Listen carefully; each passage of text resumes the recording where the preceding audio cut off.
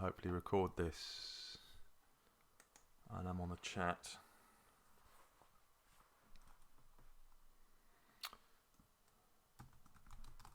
You.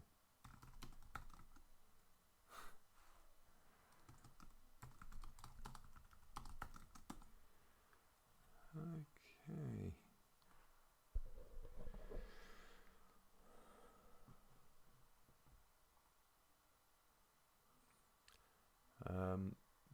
Gonna wait a couple of minutes before getting started. This is always a bit of a strange couple of minutes. Fantastic, there's people there, and I thought I was all by myself with my cup of tea.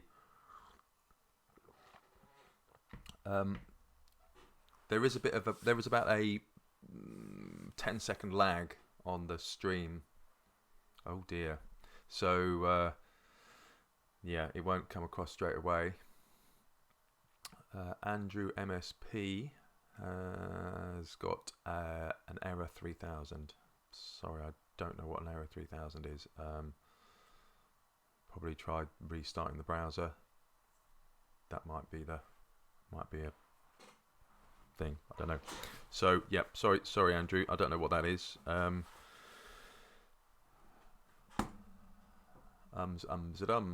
then I shall get going in a second. In about 30 seconds. Hello Jack. So starting at 10 o'clock, how to start creating a forest garden. And that's a picture of my face. Not once, but twice. 2 faces. Cool.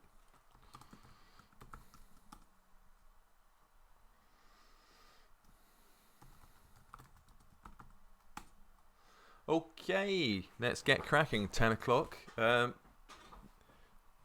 name's Jake Rayson. I live in West Wales, and I do forest gardens. Basically, been doing them for a few years. Moved here about 5 years ago, and start the coronavirus outbreak. There's a lot of people obviously in a kind of lockdown situation, so I thought it'd be a good idea to have a series of free workshops every Wednesday at 10 o'clock on Twitch on the forestgarden.wales channel. So this is free, and it's me talking obviously about forest gardens, setting up a forest, mostly kind of setting up a forest garden, creating a forest garden. So yep, so I will be running through the kind of basic principles of creating a forest garden, and then there'll be a brief intermission whilst I grab my mobile phone and head outside and talk about it in practical terms, what I've been talking about with a slideshow, so you can actually see what I mean. There are a couple of kind of principles involved with forest gardening, and I shall be showing a couple of kind of practical things as well. So the kind of practical things will be me setting up a plan in CAD, and then me going outside talking about windbreaks. It's all, it's all kind of doable.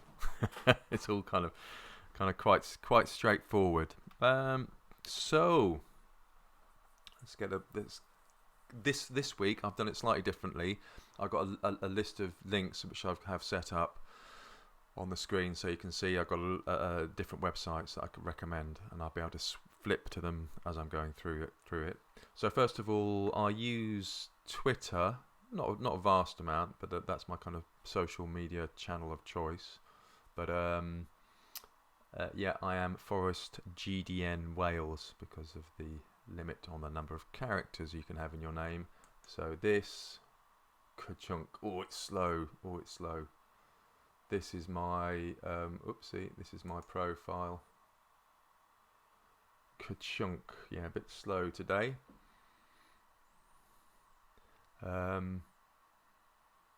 So that's me on Twitter. More pictures of my face and Japanese quints and things like that. And I'm on Facebook. I go to the Forest Garden UK Facebook group quite a bit.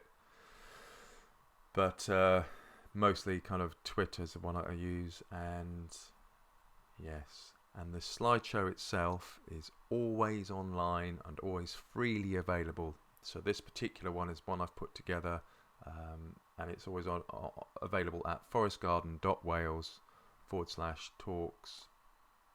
/talks/start. So you can, if you want to catch up on any detail, you can go to that website and then get the links there. Okay, and then if you press P on the slideshow, it's amazing. You get the notes. So you get notes which come up on the side. Right then, this is good. So it's a little bit slow, a little bit clunky. I've got a really old laptop, so yeah, I hope that I am coming through okay.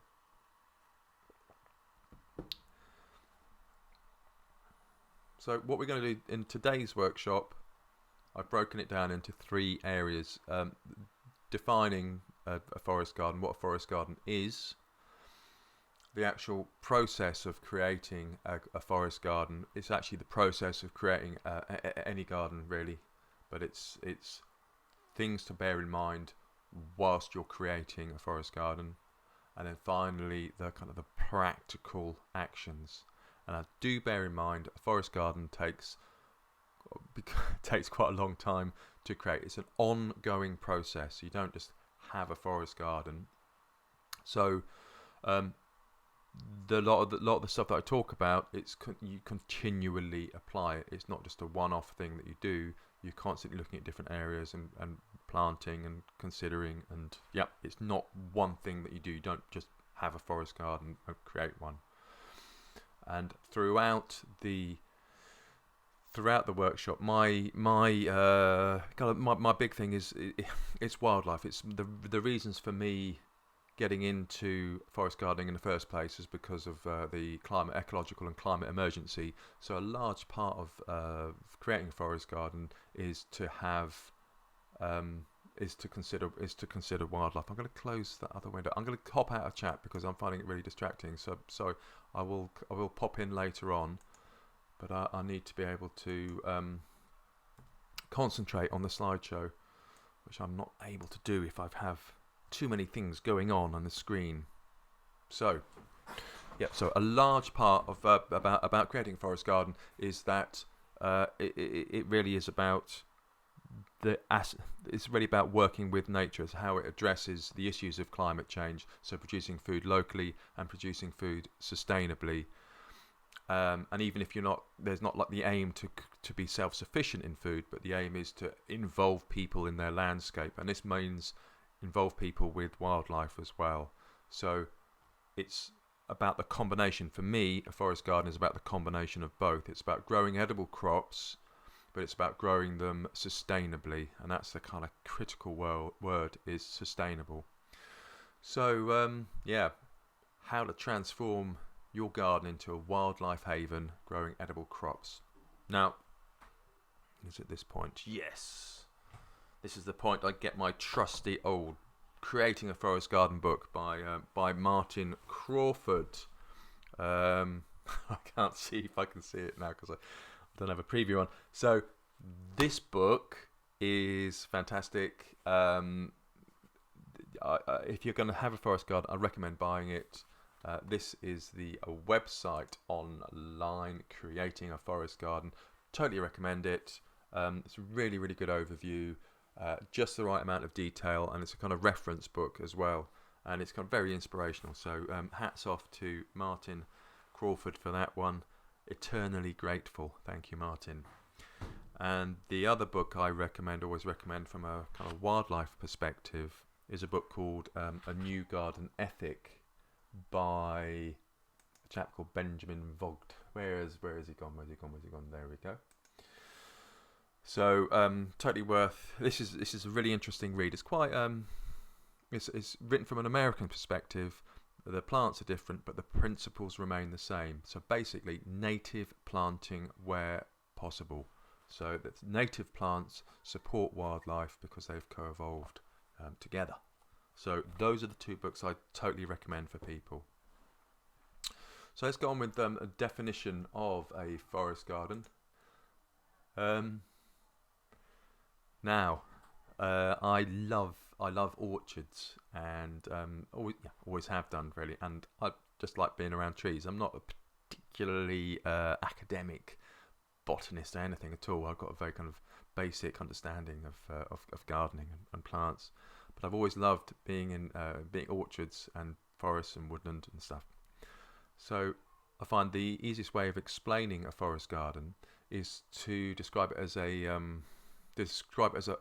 self-sustaining wildlife orchard. So getting people to imagine an orchard, and imagine an orchard that has been designed specifically to encourage wildlife, and one which is self-sustaining. So you're not having to import lots of muck for mulching trees. You have everything within the garden itself, and then it's underplanted with edible shrubs and perennial vegetables. And that kind of, for me, kind of sums up what a forest garden is in a few words. The kind of key characteristics are it's productive, so you're actually producing something, and that's a very broad definition. So whether it's edible crops or whether it's it could be flowers for market, it could be flowers for dyeing, it could be herbal stuff, it could be wood, hazel coppice for stems, it could be for firewood, a whole range of different kind of broad range of what it means to be productive. And secondly, the characteristic is it's sustainable. As I said before, this is the principle that underpins the whole of a forest garden. It's sustainable. So it's working with nature to create edible crops, as the subtitle of Martin's book puts it. And finally, as a kind of spin-off from all that, it's low maintenance. Me and my partner, we have about 3 or 4 acres under cultivation, which is actually a lot. That we don't have any other gardeners on board at all. It's not like we employ anybody. I get someone in to do to chop down the trees to thin the trees in the woodland, but that's about it really. For the kind of tricky, heavy stuff. But apart from that, we do it all ourselves, and we're just about maintaining 3 acres, so it has to be low maintenance. I can't afford to have a high maintenance garden. Just don't have the time to do it. So what I've done is to create some guidelines. So this is the most important bit when you're starting a forest garden. If you just kind of bear these kind of 5 guidelines in mind, these are the things that will be these are the things that you can just check off continually, that you're constantly kind of going through and saying, do I have protection? Have I got the right spacing? Are my layers in place? Can I use some more space? Is there a permanent ground cover in place? Do I have enough nutrients? So ask yourself these questions all the time. Like, we've been here for 5 years and slowly developing the various forest gardens, and I'm constantly kind of adjusting and trying and planting more windbreaks as we go along. But it's not something it's not something that you just create once and then have a finished product. It's like a garden is a living thing. You've got to keep coming back to it. So in terms of protection for me really is kind of up there. It's a kind of prerequisite for a garden, and we really feel it because we're on the top of the valley, overlooking the Kerry Valley, and we get a lot of southwesterly winds. We're southeast facing, but we've got a lot of the southwesterly winds will come in, so we really feel this. And a lot of the fruit trees have kind of have suffered as a result of not having enough protection. So windbreaks are really important. So this means windbreaks in terms of in the picture you can see, it's me waddle my mouse. In the photograph, you can see a yellow dogwood windbreak, and it means planting a windbreak, which will protect the other plants from the wind, but also from kind of frost as well. We had an Asian pear last year that was in blossom, and then had a late frost and a strong wind, and that was it. Completely, we didn't have any fruit on the tree at all. In the autumn. So, all right then. Maybe I should. I feel bad about not having any feedback with people. So what I would say is plan the windbreaks. Sorry, just trying to get my head around this. Plan the windbreaks in advance, but in the meantime, plant nurse trees and create dead hedges. And because not necessarily going to the windbreaks will take quite a lot of time to establish. Now, I am back on chat because I do think if there is, if anyone has got any questions, to ping them in. Back on chat now. Okay, 17 people there. Cool. So do ping me any questions. I'm going to try and keep it together and to do the questions and talk at the same time. What I have done to help out with the planning the windbreaks and getting the nurse trees, understanding what a nurse tree is, and creating dead hedges, I have created a variety of different articles which goes into this in a bit more detail. Again, in Martin Crawford's book, there's a whole kind of chapter on windbreaks, and he kind of he talks about nurse trees as well, I think. But for a quick reference, I've got an article about windbreaks here, which talks about them and different species and creating a windbreak. And nurse trees, I have another article here.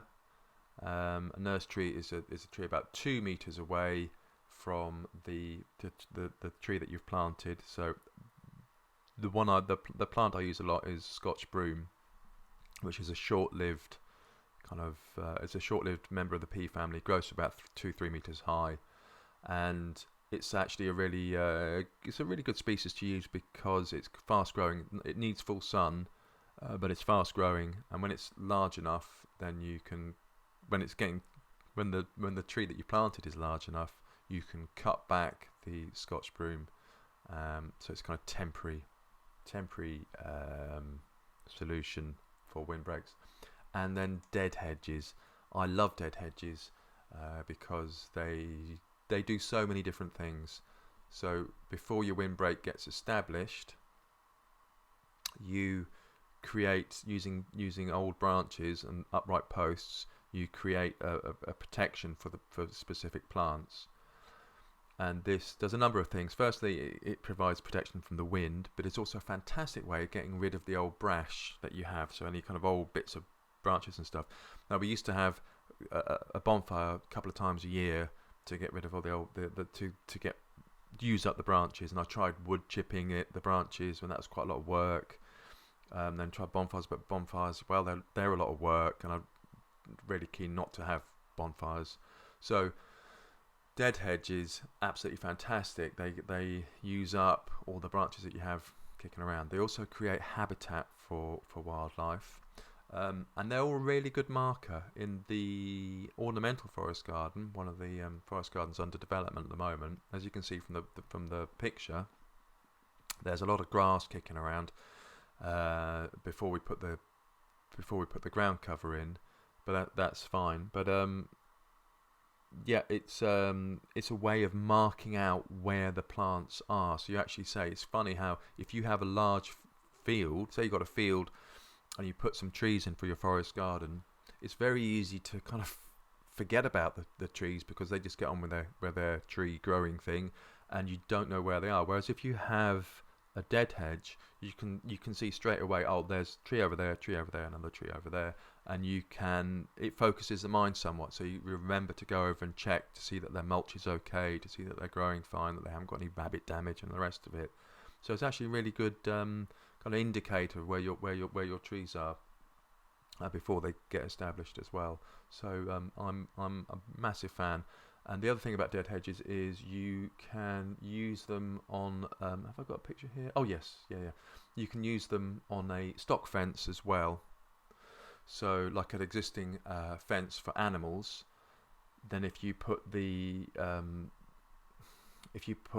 extra fence post on this side, then you can fill the space in between the stock fence and the new posts, and that's your dead hedge. So really useful kind of feature.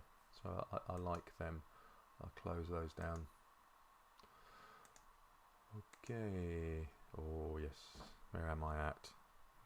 Nurse tree, dead hedge. Yeah. Oh, I had it there all along. Okay. So protection. Think about protection. Protect your plants. That's kind of the first thing before you even get into the plants that you're protecting.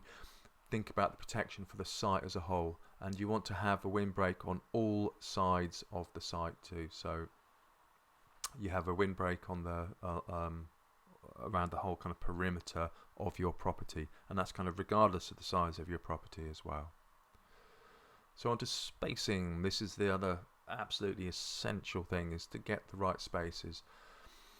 A forest garden emulates the edge of a woodland. It's not a woodland per se. It's the edge of a woodland. So this is the kind of the most productive part of a woodland in terms of the diversity of species as well. So because we're kind of creating this, this isn't developed naturally. This is it has intervention involved. You want to make sure that you have enough spacing between the trees, so that as enough light comes in for perennial vegetables and for the edible shrubs underneath. Because if you have canopies going straight, so you have kind of full canopies, there won't be enough light coming through for you to grow crops underneath. So you make sure that you've got enough space. Now, again, Martin Crawford's book, he talks about the tree spacing. Simple formula: it's 1/4 to 1/2 of the average canopy diameter. So if you have 2 4-meter trees like we have here, 1/4 to 1/2 of the average canopy diameter is 1 to 2 meters apart. So in this example, the 4-meter diameter tree would be an apple tree on MM106 rootstock. It's just as an example. So if you have those are kind of pretty large 4-meter high, 4-meter diameter apple trees. So if you have those in your forest garden, you want a space of about 1 to 2 meters between them. And the example 2 is gives other different diameters. A couple of things to note about spacing. But that's really, really important. This is when you're planting your canopy layer. But a couple of things to note is that it really depends upon the aspect of your land as well. So if you have a south-facing slope, you're going to have more light because it's angled. The trees can grow.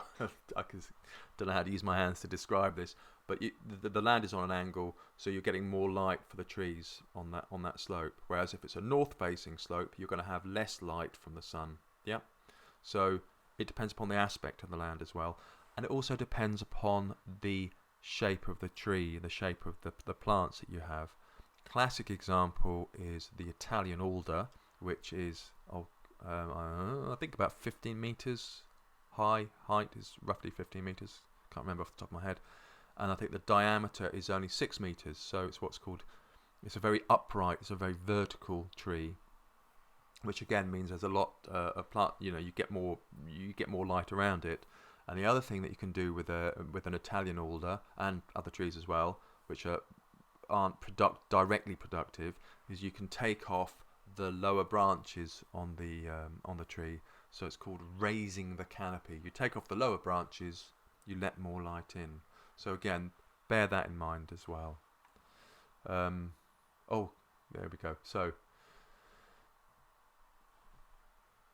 if you look at the layers in a forest garden, the whole kind of point of a forest garden is that as it's emulating the edge of a woodland, you're using all the available space.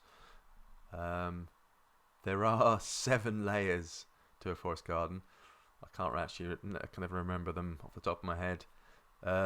But yeah, canopy layer, shrub layer, and then herbaceous perennials on the ground layer, and you've got ground cover, climbers, rhizomus layer as well.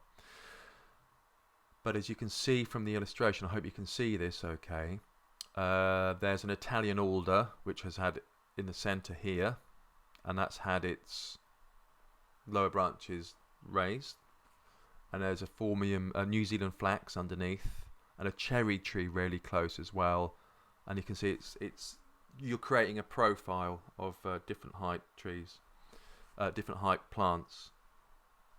So you're using all the available space. It's an efficient use of the space, and that is a kind of important thing to bear in mind when you're planning the garden, or when you're in the process of creating it, is to think about the final size, shape and size of the plant, and how much space it takes up, and if there's enough light for it, and how it fits in with the other plants as well. But you're thinking in 3 dimensions. Yeah, so very unlike most annual vegetable gardening, which is kind of flat. You say, okay, I have my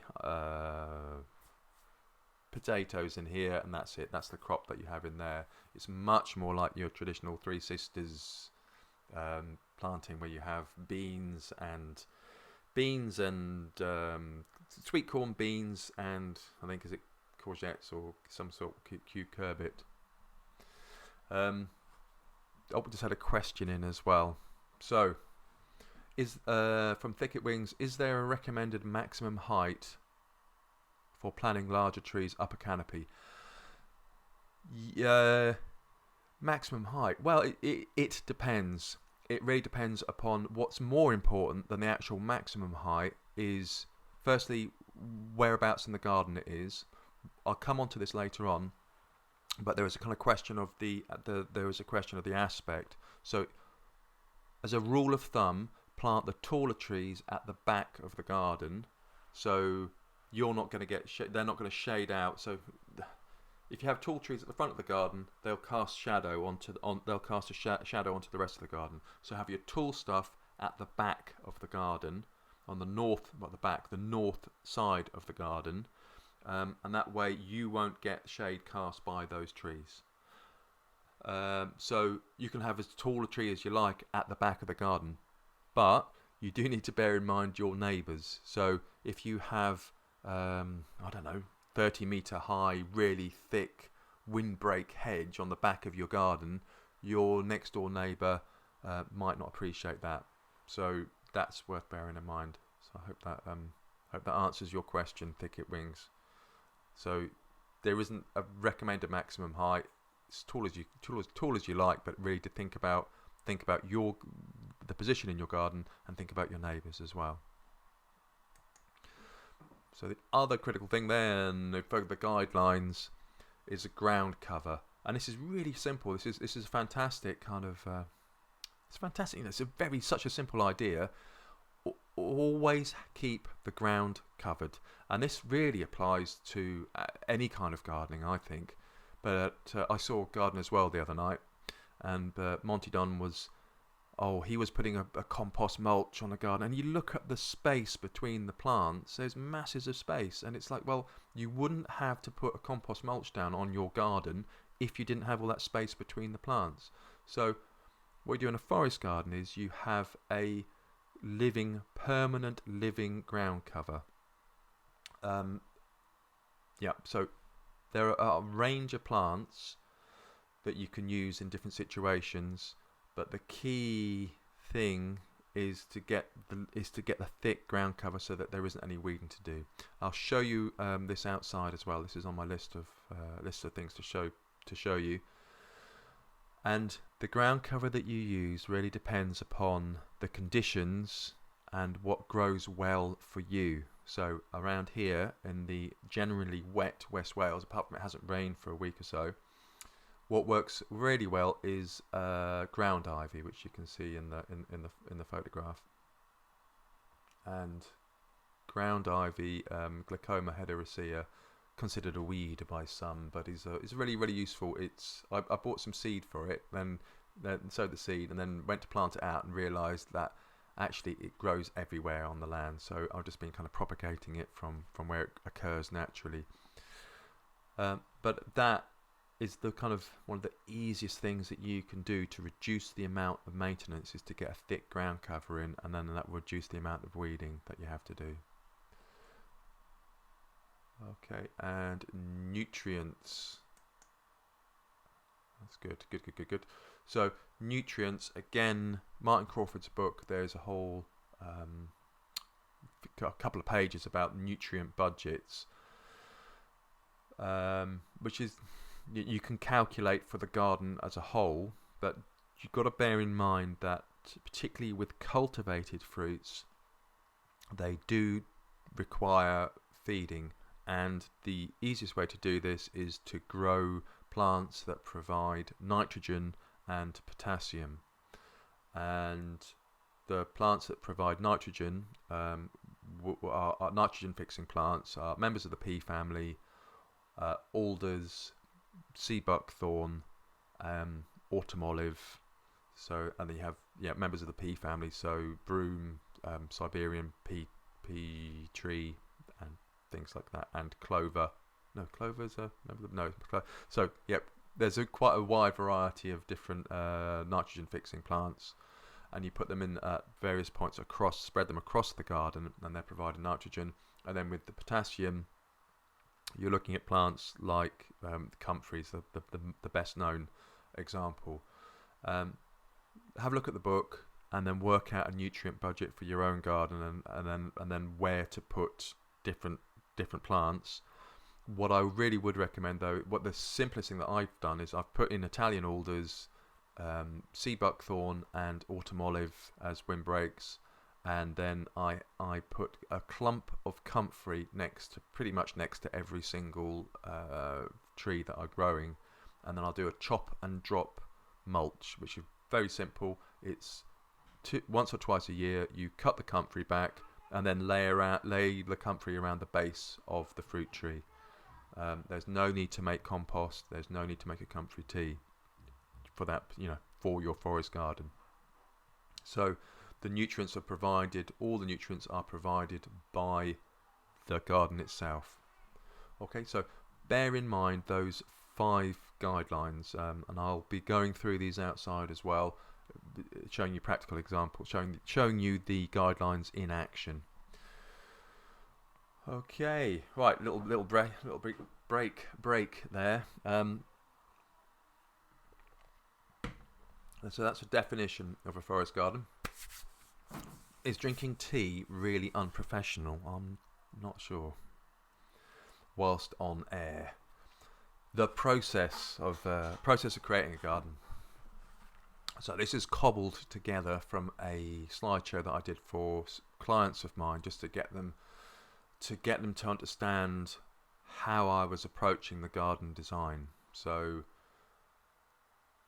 underpinning everything is this idea of sustainability and working with nature. This really is the kind of core idea, that you're working with nature. Whatever kind of gardening you're doing, if you're not working with nature, you need to work with it more. I was going to say you're not doing it right, but so firstly, is what you're doing useful to someone? And this is such a broad definition, but I think really worth bearing in mind. I think that modern gardening is kind of modern traditional gardening is lopsided. There's a real lack of kind of utility, and there's a real lack of there's a real lack of empathy with nature in general. and it's changing, and it is changing, and then wildlife gardening is becoming more part of it, and wildlife gardening is being accepted into the mainstream. But I think there's too long. It's just concentrated. The gardening has concentrated on the aesthetics. Now, aesthetics is an important part of it, but it's only a part of the bigger picture. Whereas a forest garden is about creating edible crops and other crops, and it's about creating habitat for wildlife, and it's about this, and it's about aesthetics as well, and it's about how everything is designed and works together for people and for wildlife and for other creatures. Then, secondly, the really crucial part of the process is using native plants where possible. I know in a forest garden that there's a large proportion of the plants, traditional forest garden plants, are non-native, and obviously this depends where you are in the world. So I don't know if anyone here is anyone here. Oh, I haven't got my. Is anyone here from not from the UK? Who's watching this? Goodness me, I've lost my window. Because it really depends. Yep. Anyone here not from the UK? Okay. No. So it depends where you are in the world as to what is considered a native plant. But there is always space to put native plants into a garden. So I will try to use, for example, Gelder Rose. Oh, Angie. Hi, Angie. See. Oh, yeah. So Netherlands. Yeah, Angie from the Netherlands. Yes. Sorry. Yes. I should have said Europe. I think there's kind of crossover. Native plants. It's not like a strict definition. So there are some plants which are native to Europe, which, for example, green alder, 3 meter high. Good for windbreaks. Didn't quite make it over to the UK, but it's you pretty much treat it as a native. But always try and get native plants into the design where you can to support wildlife. And the reason for this is that the wildlife has co-evolved with the plants, so they are providing a foodstuff. They're providing a food source for specific larval forms of insects. Oh, okay. Sorry about the. Yep, someone's got lack of sound, but I think it's just a localized problem. Okay. Then soil, absolutely critical. pH, the acidity of the soil and the type of soil that you have. You need to be aware of that, and you need to test it to see what it's like, and to see what nutrients, if any nutrients are lacking in your soil as well. And then the structure, the kind of space and the shape of I've missed off aspect. The structure, the space and the shape of the garden, and the aspect is part of that. So where the sun is. So really, when you're designing your forest garden, if you kind of think about where north is in the garden, and then you can work out where the light's going to come from, and I'll come on to this in a second. And finally, choosing plants. And then when you're choosing a plant, you are using all the preceding criteria for choosing those plants, whether it's useful, native, how much sun it requires, what the soil's like, and what the space is like where it'll be going. So let's dive into a little bit more detail there. How are we doing for time? Vroom, here we go. So useful to somebody. So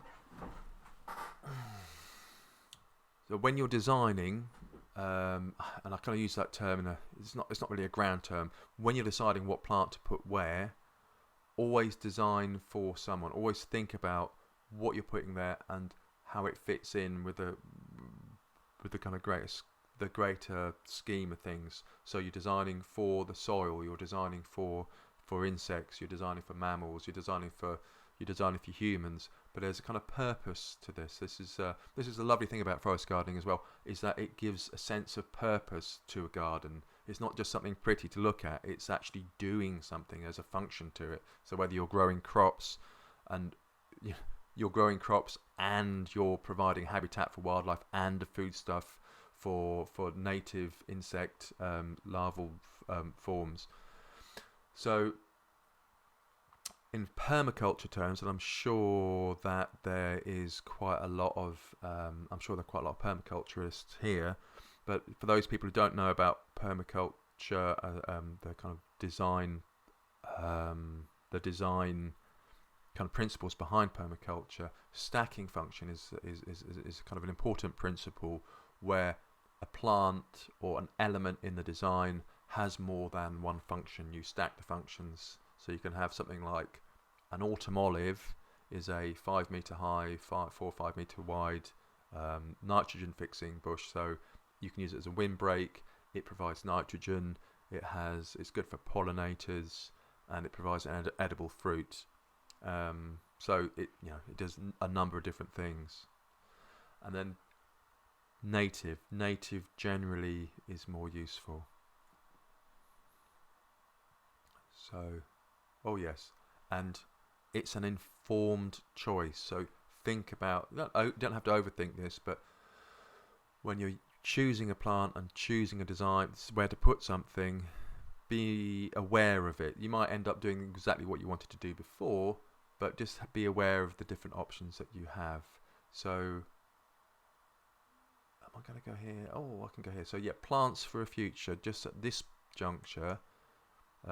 Really, really good resource is Plants for a Future. It's a database of useful plants. So have a look, see what plants can fit where in your garden. And the other one is RHS Plant Finder. All these links are in the notes, by the way, and you can also search for a plant based on whether it's native or not. So really good resource is native plants, native where possible. So the RHS Plant Finder has a native plant filter. The RHS Plant Finder has a native filter on it, which you can see in the image, and it's important because native plants have co-evolved. So native plant species have co-evolved with the wildlife, just to kind of reiterate that point. There's another great resource, a bit more kind of esoteric, which is a database of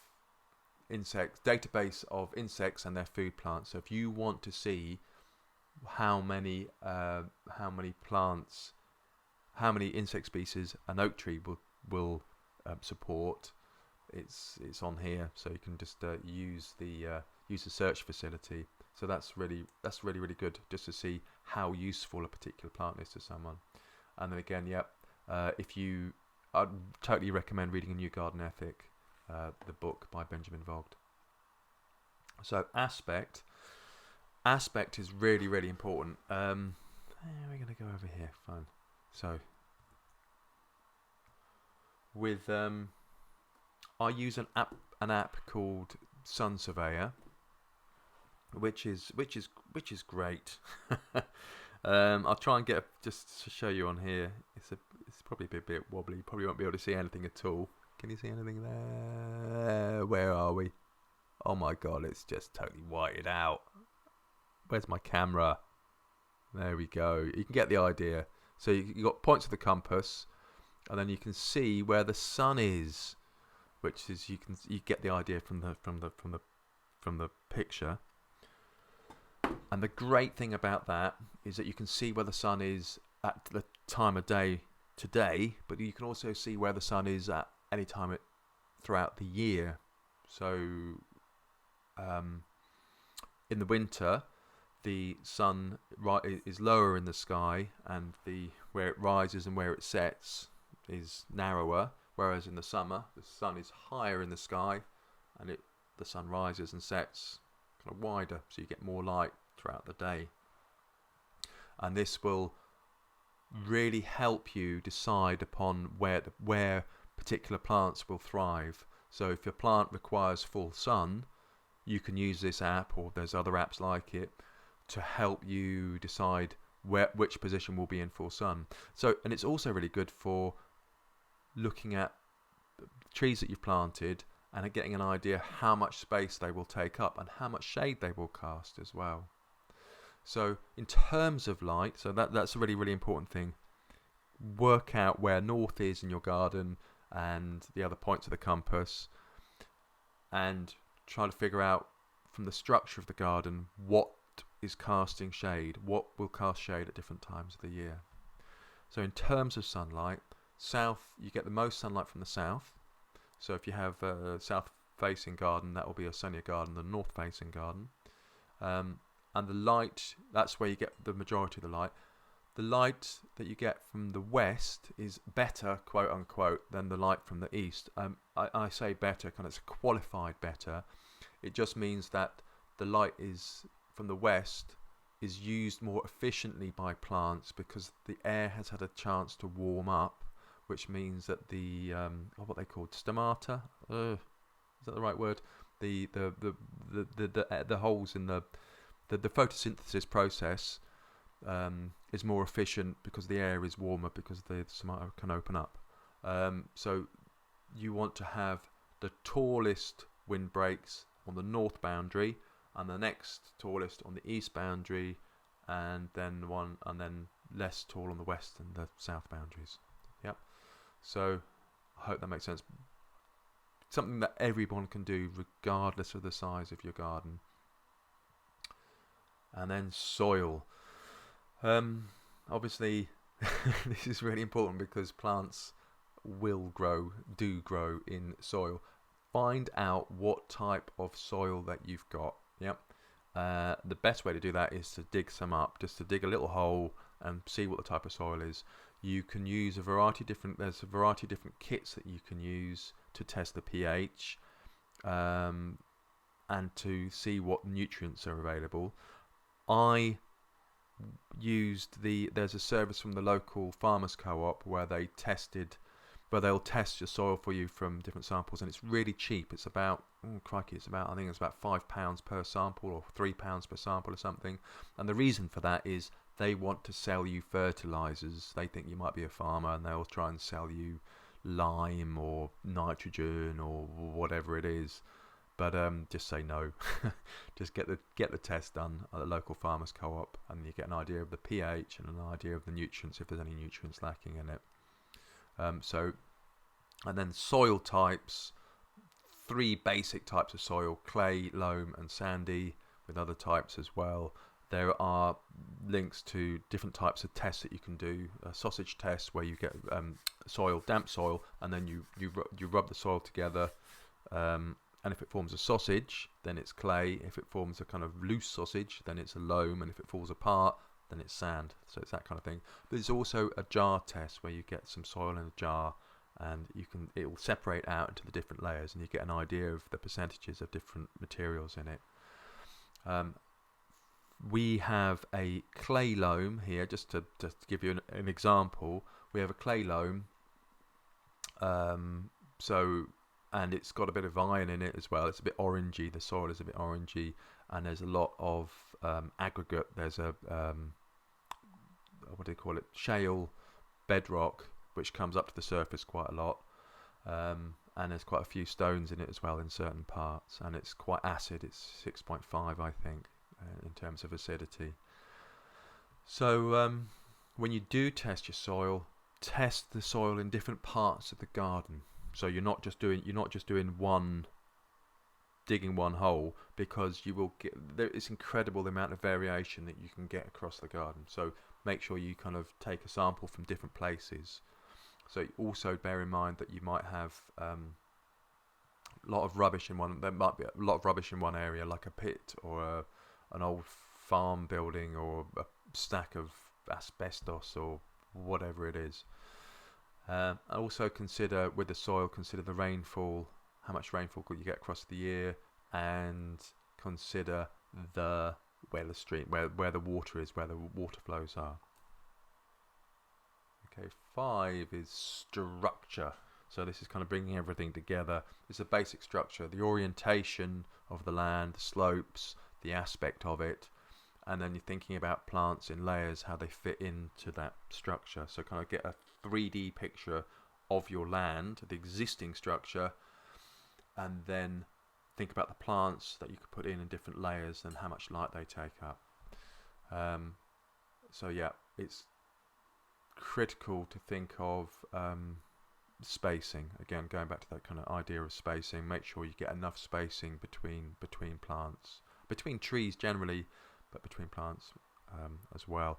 And the reason why it's important to get the canopy layer right is because it's rather than concentrating on the shrubs, it's because shrubs are a lot easier to move than trees. Once a tree gets established and growing, it's a lot of bother to move it. So yeah, this is why it's a good idea to plan the canopy layer, the windbreaks and the canopy layer. That's the bit that you really have to plan. You don't have to plan it, but I'll come on to that in a second. But that's the bit you need to think about. That's the bit you need to get a picture in your head about what you're doing. Some people will say, "Oh, well, I'll just let anything grow here, and I'll just chuck this tree over there," and stuff gets put together really closely, and that'll just give you more work later on. But if that's how you want to do it, that's that's fine. So yeah, that illustration again, spacing, 1/4 to 1/2 of the average canopy diameter. How are we doing on the old time? 48. Cool. So choosing plants. The plants that you choose will take into account all these considerations and all these guidelines. Yep. So there's lots of other plants that you can, other websites that you can use. Oh, another really, really good one is, oh dear, come on. Another really good website is Orange Pippin. So fantastic resource for finding different fruit varieties. Isle of Bardsey. Where have we got Bardsey? We've got for example, we've got a Bardsey apple, and it will tell you. This is a really nice one actually, and it will tell you about the when it flowers, which is you need to know which flowering group it's in, and yeah, when it's the information about the apple itself. So yeah, part of this is there's so much kind of detail in it, but part of this, when you're choosing apples, you want to make sure that it will get pollinated by another apple. So you need to, it's a kind of making sure there's another apple which will be in flower at the same time. Way round this is to get if you have space, is to get a crab apple, which generally are good pollinators for a range of different apples because they have a longer flowering season. So orangepippin.com, really, really good website. The RHS Plant Finder one, that's really good as well. And then I have created, well, I didn't make this image, but I found it online. But I've created a list of different rootstocks. So I'll better mention rootstocks very quickly as well. Oh yes. So a rootstock of a cultivated tree, it determines the height and the diameter of the tree. So if you have a smaller garden, then you want a smaller rootstock, whereas if you have a larger garden, you'd want you can fit in larger trees. To be honest, you don't. If you want to have a usable kind of tree, you don't really want to go above the size, like 3-4 meters high, because then it becomes difficult to pick the apples and you need to get one of those really, really tall ladders. But yeah, make sure you choose the right rootstock for the size of the tree that you want. Yep, and this is a handy list here which gives you a list of all the information for the different rootstocks. And then the variety that you want, so that list of different cultivars from Orange Pippin is then grafted onto the rootstock. Grafted onto the rootstock, planted out, and it will grow to that size. So, and then PFAF as well. Plants for a Future, very, very good resource. Good. Consider everything. Right plant, right place. Fantastic. Now, the final bit, how are we doing on time? I hope everyone's enjoying this. Is it alright? Oh, I just joined. Hi, 56. Greetings. I'm going to wave. 44 minutes. So, quarter of an hour to do the last bit. This is the action bit. I'm going to try and squeeze in making an action plan. So, a quick recap for... Oh, goodness me, I got the wrong bloody one. Sorry. A quick recap. First part of this online workshop thing is defining a forest garden. Second part is things to bear in mind in the process of creating a garden, and the final part is the actual practical elements of how you actually do it, the start and the process of it, you know, getting stuck in. Okay, so firstly, take a deep breath. Don't plant trees. Don't plant trees straight away. Observe, breathe, get into the space. I do quite a lot of design work for a variety of different people. A lot of it remotely. Because we're out in West Wales, so it's difficult to do it on site, and now particularly it's even more difficult to do it on site. So you can do an awful lot remotely. You can use a satellite photograph, and you can plan things and get an idea from photographs on the ground and videos what something's like.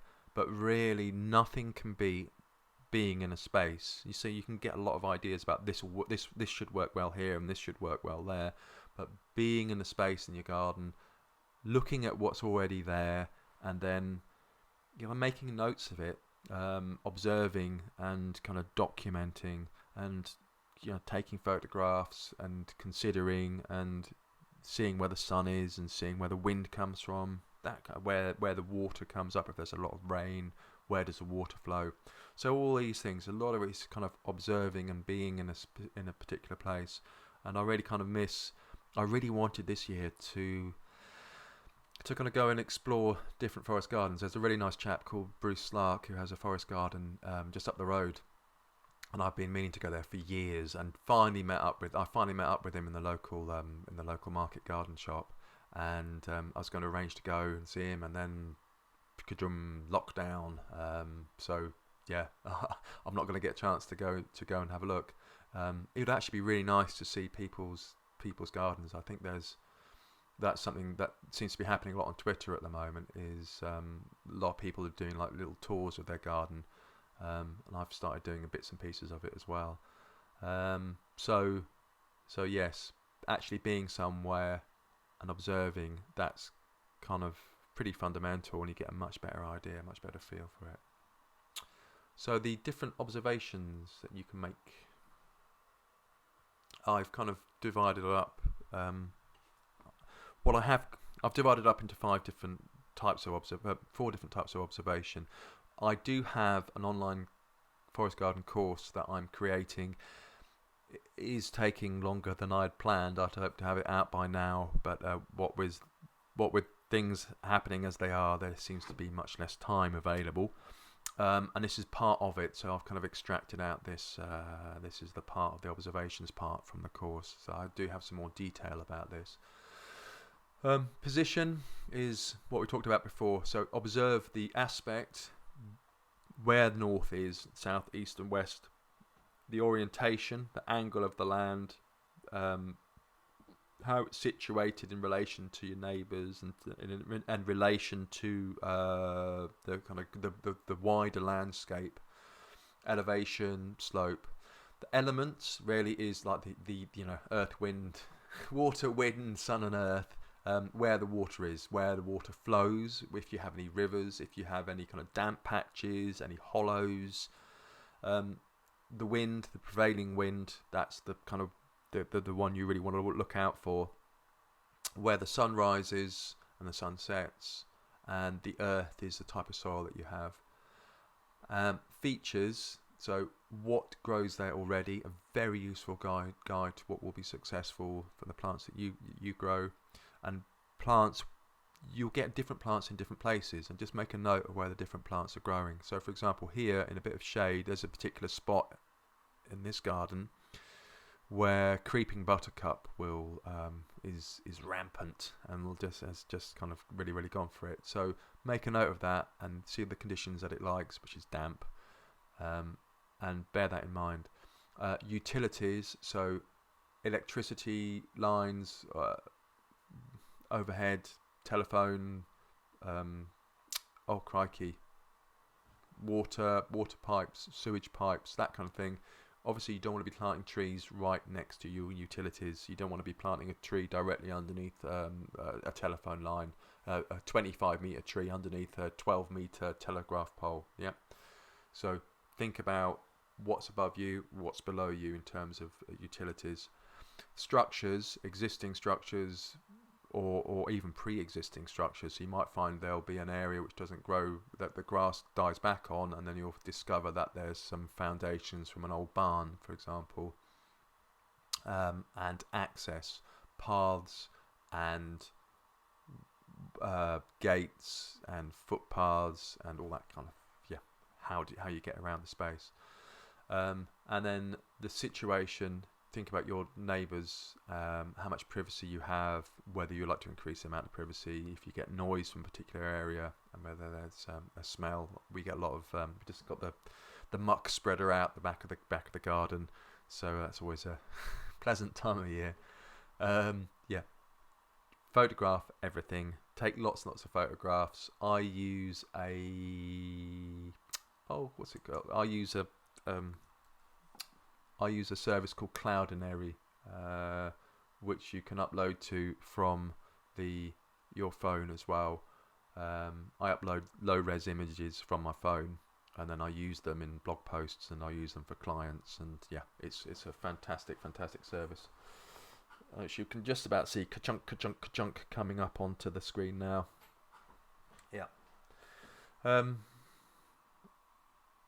Good. So take lots of photographs, kind of store them somewhere properly. I just want to quickly talk about tools. So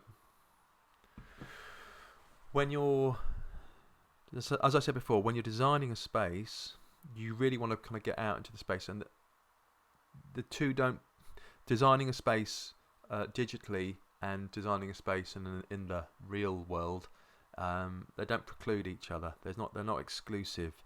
So I will use a satellite photograph to get an overview of a particular space, and then I'll use a tape and measuring tools to get an idea of the space on the ground. So I'll design something and then I'll measure it again on the ground.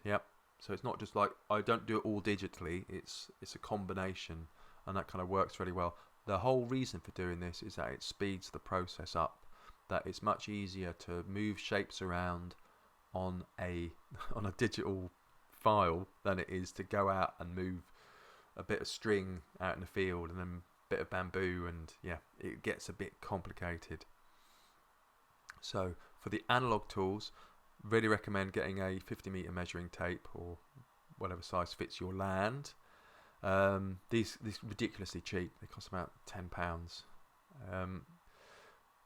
A 2 to 3 meter bit of marked bamboo, and this is really quick. So when you're doing your spacing, you can quickly calculate. There's 2 meters, like here with this 4-meter tree. There's a 2 meter space. 2 meter radius, 1 meter between the trees, and then another 2 meter radius, and you can quickly calculate that using a piece of bamboo. So it's a really quick and easy way of working out the distances between trees. What I have found is that I'll plan something out, and then there'll be like a big pile of bramble or rock or something in the way, and the trees don't quite fit where really I thought they would fit, and I'll use a bit of bamboo just to kind of work out if I've got enough room to squeeze stuff in together or not. So it's a really nice tool, really kind of basic, but really nice way of doing it. And the other piece of equipment that I have patented, and I will make £1 million from selling, is this piece of bamboo with a bit of string attached to it, and the string has coloured knots on it, red, green and blue, at 50 0.5 meter intervals.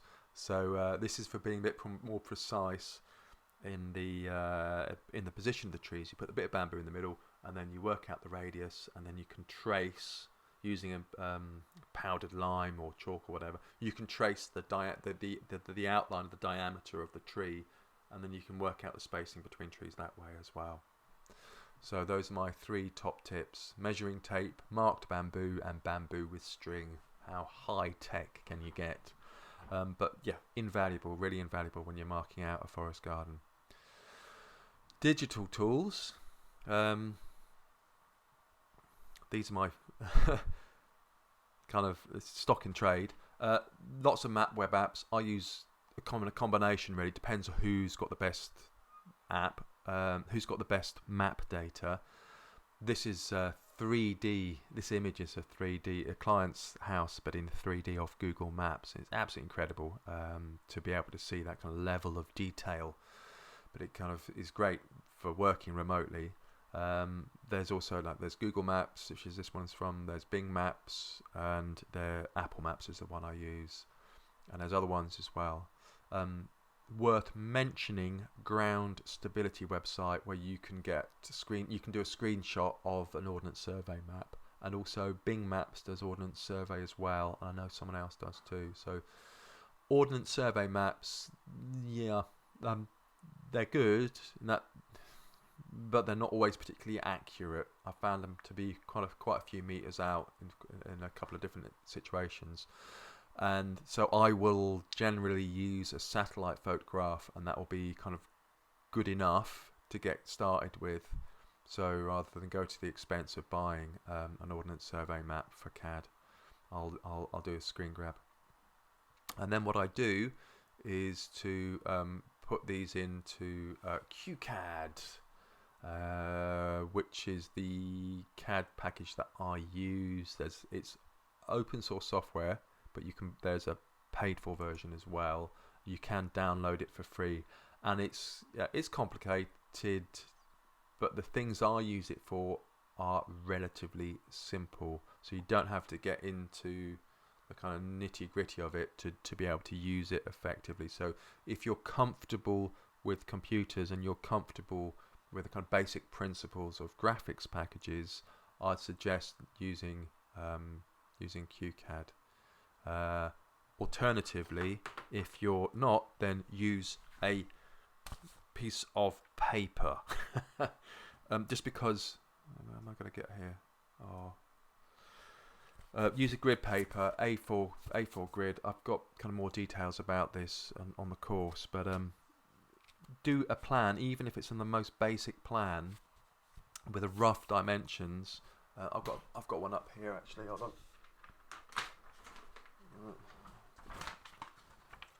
There we go. I don't know if you can see that. So I haven't got my window. Window. Twitch. Oh no, wrong window. Hold on. Sorry. So paper plan.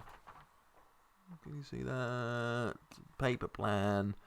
It's a grid. It's paper. It's kind of old school, but it does the job. It's difficult to work out the scale. Well, not difficult, but it's a bit of work to work out the scale.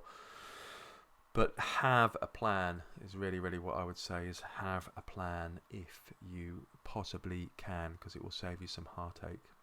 Okay, where the hell was I? Blah, blah, blah. Forest gardening, CAD. Yes, there we go. So CAD, yep, sorry, QCAD, free, download it if you're comfortable with that. And then Sun Surveyor app, mentioned it before, mention it again. Really, really good app for working out where the sun is. And then, oh yeah, here we go. Sorry, paper plan scales. I did do it before. I won't go into the detail now, but basically, if you're not comfortable using CAD or kind of graphics package just to get a rough idea of the space in your garden, then use a piece of paper, and it can just be really, really kind of basic. But again, the idea is you then create off of that grid. I've got an example of it. No, you create paper circles that you put on. The key thing is not to design the detail. The key thing is to design the windbreaks and the canopy layer. Yeah, get the trees right, get the spacing for the trees right in the forest garden. The detail you can do on the ground, the detail's not so important. Yep, the most important thing is to get the trees in the right space. I think I've said that enough times now. Now a big shout out to Angie and to Cassandra. I'm just going to very quickly go through the creating a CAD plan using the satellite image. So, I could do, no, I won't do this, it'll do it, yeah. Okay, so I've made one earlier. There's two of them. Ka-chung! So this is some land, oh crikey, over in Devon or Somerset, can't remember, Devon, Somerset, thank you Cassandra.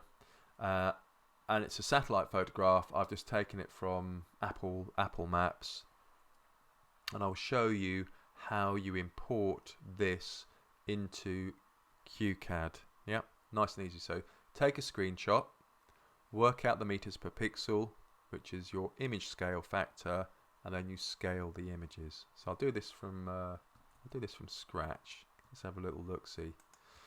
Doopy doopy doo, doopy doo. Oh, I haven't done it from scratch. Okay, so we hop over to QCAD. This is one I made earlier. Let's create a new one.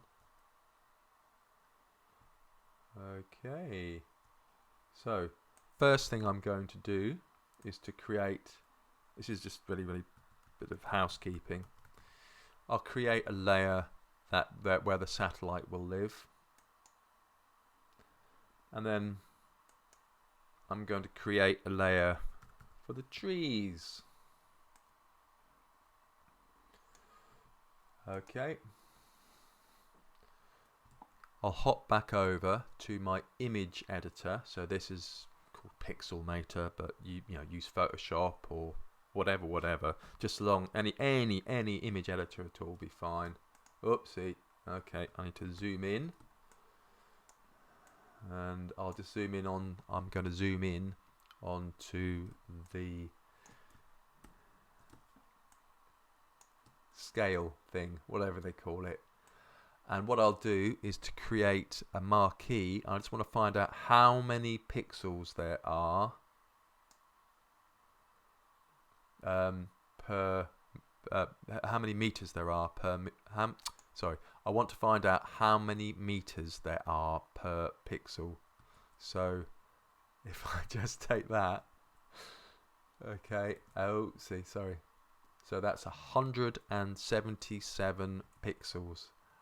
My maths is appalling, so I have to keep working it out for myself. Where's my plan gone? Oops. 5 meters divided by, so 30 meters divided by 177. Oopsie. Hold on, let me get a calculator up. Should have got this up earlier. So it's 30 meters. Oh my lord. 30 meters divided by 177 pixels, and that will give me the number of meters per pixel. And that's how many 0.16949 etc. meters per pixel. So I'll just copy that, and now I'll go back into CAD. That's the meters per pixel. And I'll just save this into the same folder. Hold on a second. Doopy doopy doo. Willowwood creation. And I'll call this from scratch. Okay, so yep, I've copied the meters per pixel. All that I want to do is to import the image, and when you import an image into QCAD, there we go. When you import an image into QCAD, it imports at 1 meter per pixel, whereas I want 0.169 meters per pixel. So I'll have to resize the image. So import the image. I'll pop it down. Oopsie. So make sure I'm on the satellite layer. So import that. There you can see, there we have the satellite image. It's been imported, and now I have to scale it down. So I am scaling it down to 0.169 meters per pixel. So I've copied that. In the width factor, I will paste that number in, and the height factor, I paste that number in. That's it. Job done. I will lock the layer so I can't inadvertently move it, and I'll zoom in. And oopsie, sorry, wrong program. And now what I'm going to do is to create a circle. Whoopsie. A circle. And the circle will be the diameter of the tree. So this circle here. Oops. Sorry. Make sure I'm on the right layer. So I've got three layers going on. The trees layer is the one I want because that's where I'll put the trees. The satellite layer is locked. So if I zoom in, you can see I've got a diameter of 23 meters. So if I wanted to have a tree of diameter 4 meters, an apple MM106, that's how wide it would be. If I wanted a tree which was, let me see, how wide is it? 6 meters is an Italian alder. 15, I think 12 meters for a sweet chestnut off the top of my head. So I just change the diameter, 12 meters. And that's how big a sweet chestnut would be. So you get the idea. Then you can say, well, that's a bit of a tall tree. That needs to go to the north of the property because you don't want to shade stuff in front. Whereas you can have a 4 meter tree down the front. Yep. And then you can play with the positioning of the trees depending upon the situation, depending upon the aspect of your land. Yep. So nice and simple, and that's all it is. We're just putting little circles on a photograph, and then you get that speeds up the process of trying out different trees in different situations. So here I've just named the trees, so an apple and a sweet chestnut, and then you can copy them and then move them around. Okay, so I'll just go through that again with the other example. Oh yes, so I'll save that.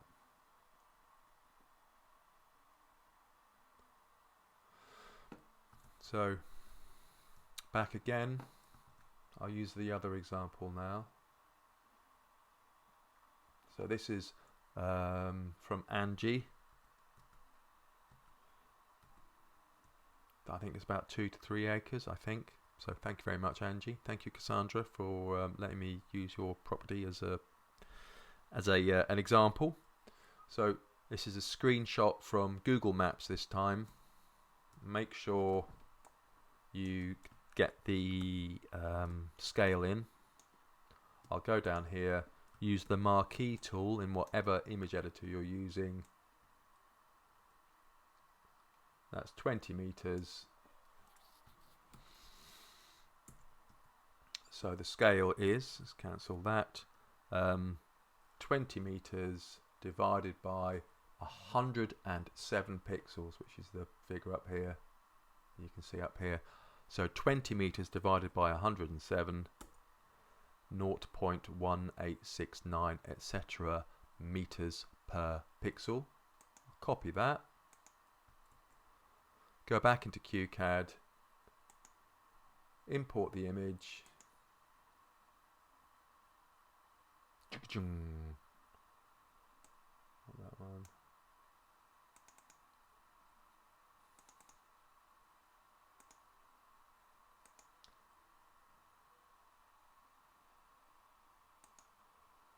Okay. Place the image. and then scroll down in the properties for the image. Width factor is what you want.